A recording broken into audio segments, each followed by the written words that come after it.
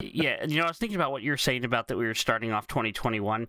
You might even say we were kickstarting it. Oh, wow. You kick-started me in the ribs with that one. Oh, my goodness.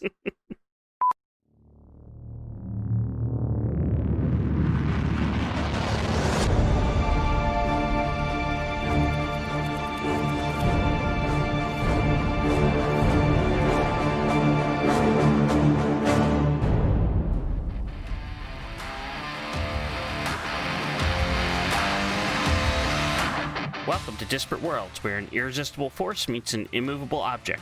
I'm Mox, and this is Sechari, comparing and contrasting the worlds of Pantheon, Rise of the Fallen, and Ashes of Creation. Yes, indeed. As always, hello, friends. Good to have you with us. Welcome to Disparate Worlds, Episode 10, now with improved Mox Vox. Yes, I broke out my good microphone. Yes, so I try to be funny every episode, but I think I'm getting old by this point. What do you say? What do you mean getting?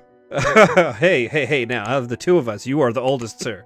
I am the elder. It doesn't make me the oldest. The eldest. You can also claim to be the wisest, but I don't know if that would work either. Who That's knows? probably not true.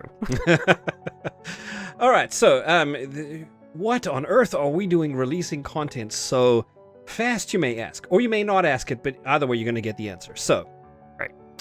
We're starting 2021 very strongly indeed. Episode 9 came out just earlier this week. We touched on Group Finder in Ashes of Creation and in Pantheon, Rise of the Fallen. Next episode, which is episode 11, we're going to talk about Pantheon and the newly released Carnage footage, where they did an evaluator demo kind of playthrough. He streamed to very many thousands of folks. There were some things that in reviewing it we thought were worth some comments, and so we will be doing that next episode. This episode, that is episode 10, we wanted to cover the Stephen Sharif's January 2021 Creative Director's Letter. They put one out every month, and we found a news-worthy item in that. So that is why, and one of the commitments we're trying to uphold is being more relevant with the news. If we comment on the stuff too late, who cares? It's just old news. But at least, if it's within a day or 5, maybe we'll be relevant, Mox. Do you think we can stay relevant?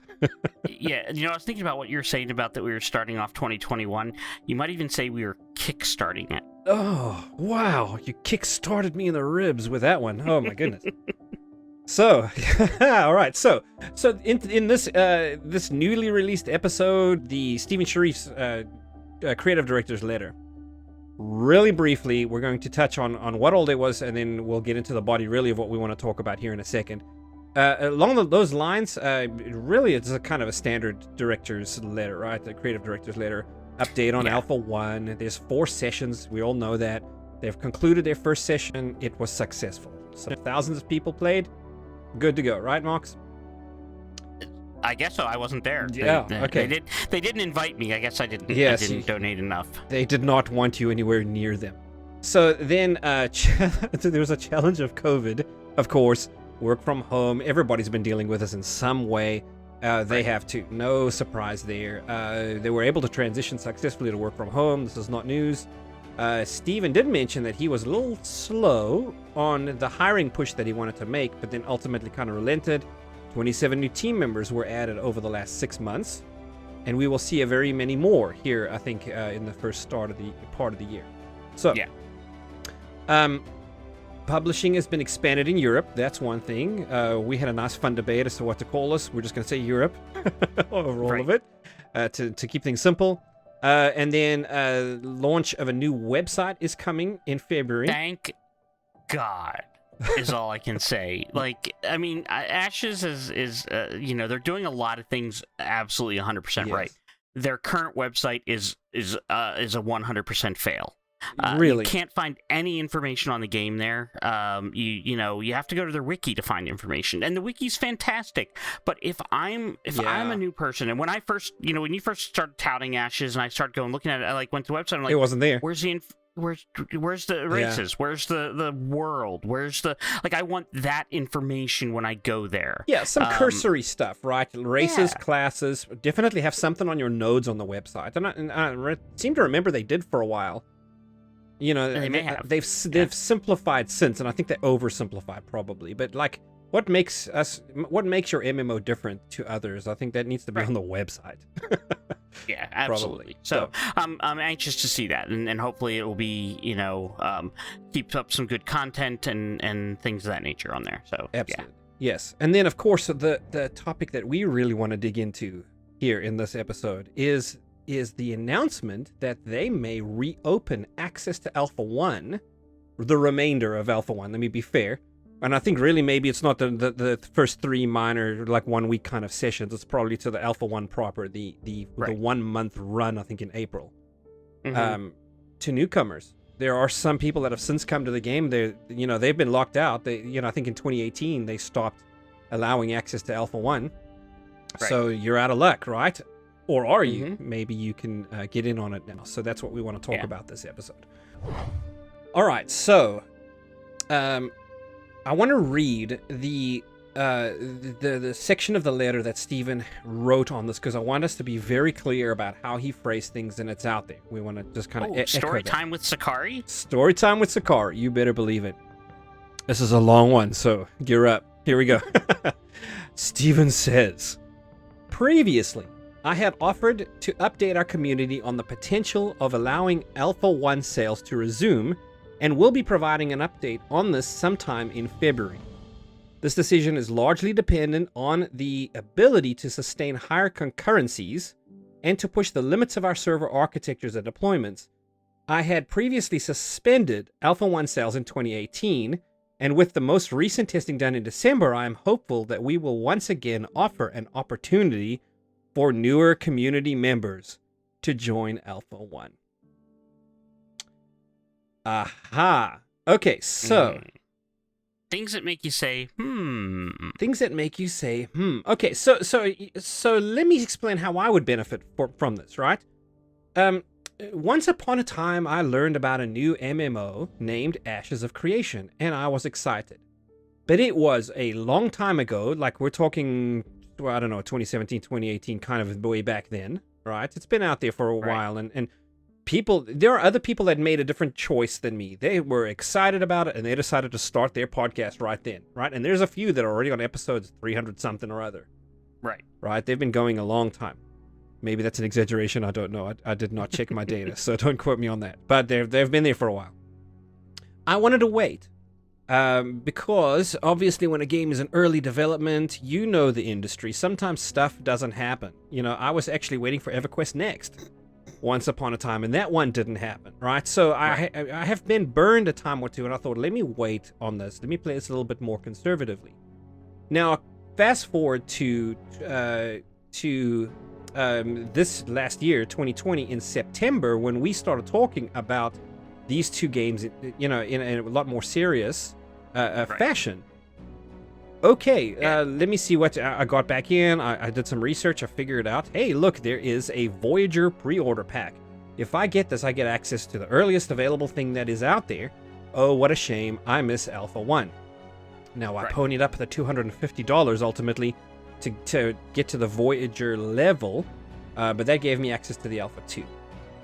Okay. Now I've learned. But you didn't have to pay $250, did you? No, you could do it in installments, right? You can buy one pack and then you can upgrade to another pack, and that's really what I did. Wasn't so they were not offering the $150 pack in this year? There is $150, but it only yeah. So I was actually making sure I knew about that before this episode. There is a $150 pack available currently, but it only grants you access to the betas. Oh, so they've changed their level of payment and what you gain access to as of 2020. Yes. And consistent with what Stephen had said, there was no... In 2018, based on the Kickstarter, he had closed Alpha 1 access. Gotcha. And now I've learned it's possible, I'm sure if I pony up a little more cash, I can have access to that month. Now, for me, the question is going to be, if he says, okay, for another $500, you can have access to the Alpha 1, I'm going to say, okay, I'm going to have access. And with the caveat, we have to make sure this is mentioned as well. It is an alpha testing in the software terminology. It's not going to be playable. The story. Don't be looking for that. You are testing. Right. But if it's like $500 for a month of play, I may just sit back and watch the folks doing it on Twitch. Right. But if it's $100, I do also want to kind of fund the development of this game. I am in on that effort, right? Within reason. Sure, absolutely. I'll kick in a few more dollars to help you out, and also then to help you out by being a part of the testing. I will happily get in there and test and offer the feedback on the forums about the things I stumble across. Right. Gotcha. So, but then there's another element to this, and that is it fair to those who were on the Kickstarter campaign way back in the day? Now, I've been yakking a bunch. Mox, you tell me, what would if you were in the shoes of one of those folks, and here I came, what would your take on that be?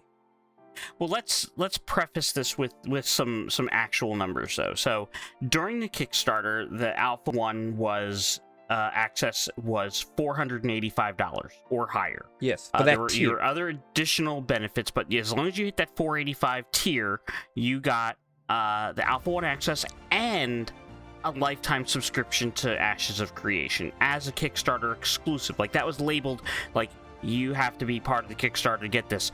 The Alpha 1 access was not labeled as a Kickstarter exclusive, so there was no guarantee given at the time. Right. Even if there was an expectation of exclusivity, it was not stated there. Yes. So I've also been burned by that in other MMOs. If they don't say it is exclusive, it's not exclusive. And they will at some time open it up because they're trying to make money. That makes sense. And to open it up to new people who are willing to pay, it's a business. It's between them. It's not between, it doesn't involve me. Right. It's between them, and so it's their business. But somehow I feel like it should involve me, right? Is that fair? Right.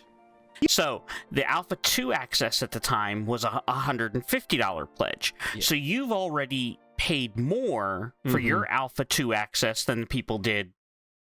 Yes. Well, I guess it's 3 years ago now, or 2.5 years ago now. Yes. In that range. And that's so fair. You paid more. In doing the math, roughly $15 a month, 22 months of subs makes that worthwhile to upgrade from the 150 to the 485 because you now have a free game after that point. You didn't have to pay to buy it, and you had got your lifetime sub for a bargain of 22 months worth of subs. Yes. When you're going to play the game potentially for 6 years or 10 years.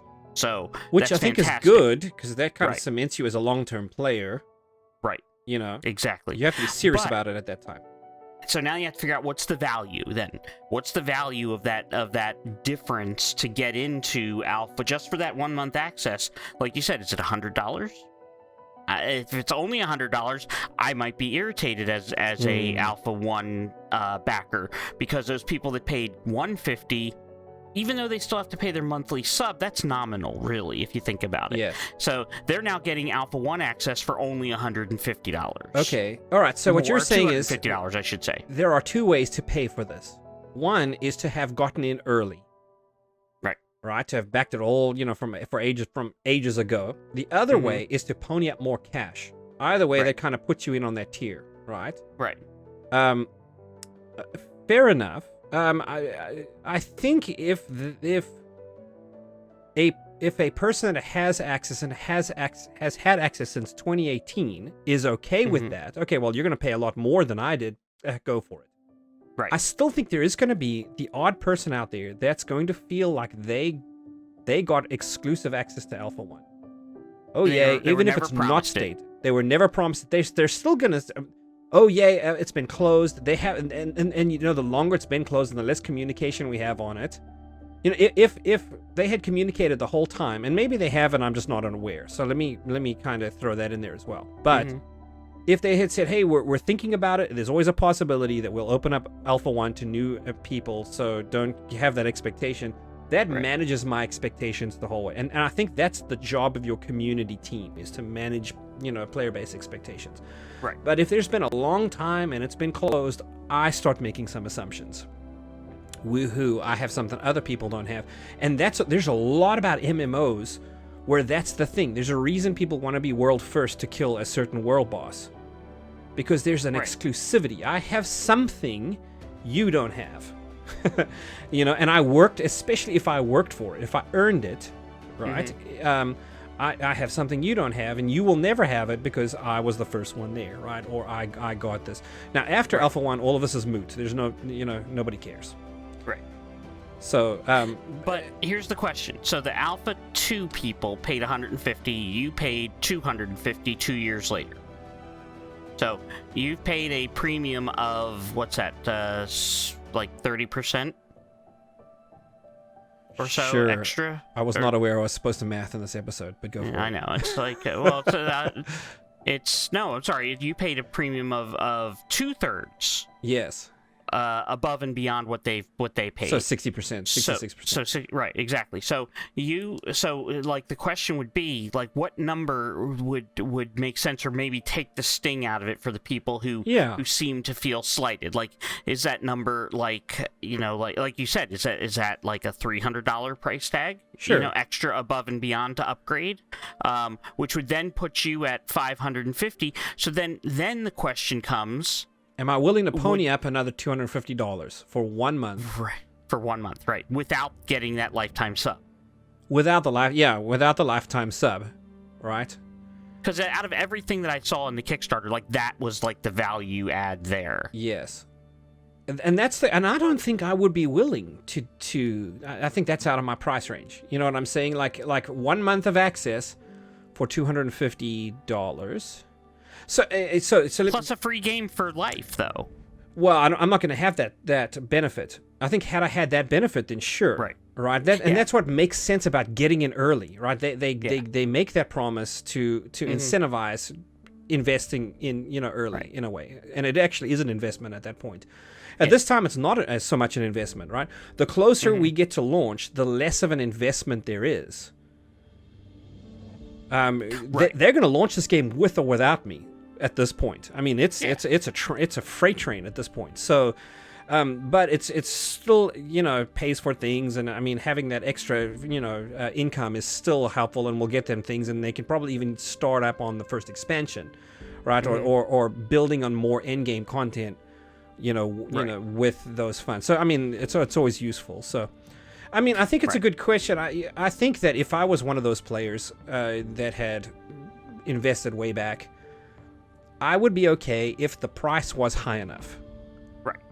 And I think that's a question I don't know the answer to. And I think that if you started to, on an individual basis, ask people, well, what if it was $300? Would you be okay with that? Yes or no? Well, okay, what if it was $400? Yes or no? I think you would start to get people that would be willing to say, okay, sure, you're willing to pay a lot more. But I do think that lifetime sub, that really is the value of having gotten in. And the fact that assuming that is exclusive and that stays exclusive, and I don't know.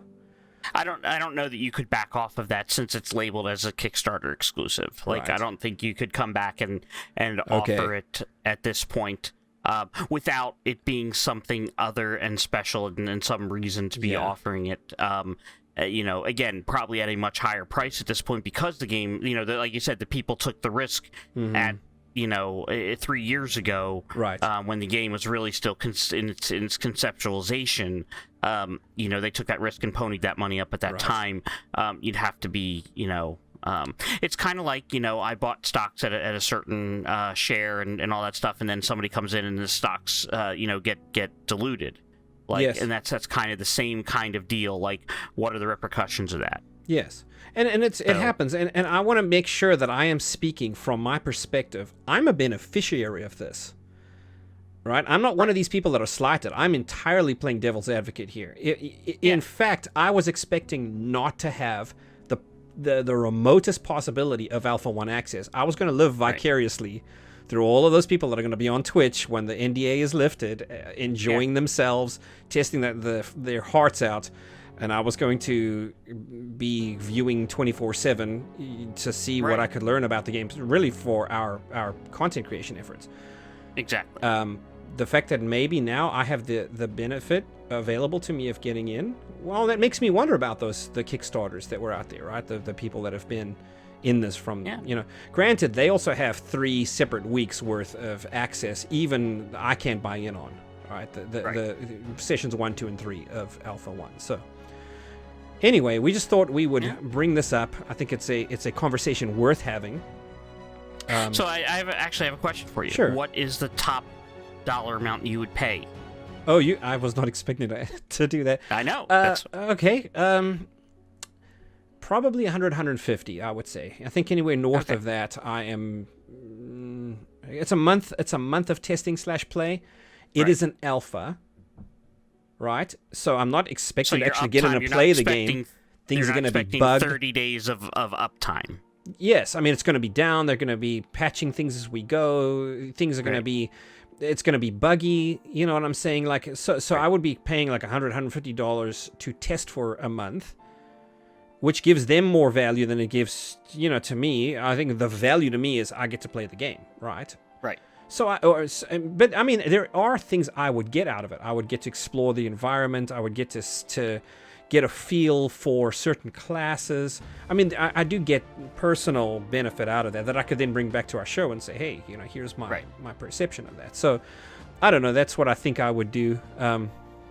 We'll see. We'll see what it is. Makes sense. I think he had said in February they were going to speak more about it. Now, if they do open it up, we will see. We'll see what the price is on it. So, good for us. Yep, time will tell.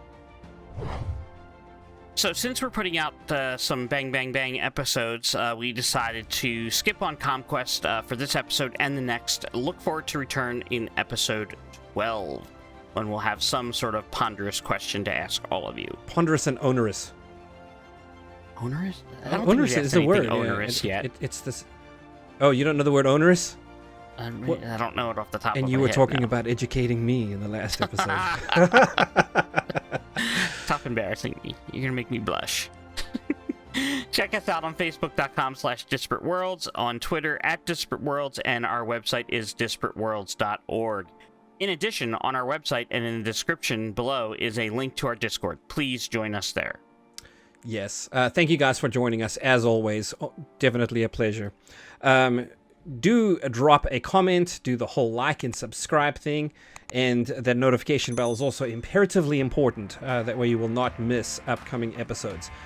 All of that said, take care of yourselves, friends. Remember always to be immovable in your principles and irresistible in your passion.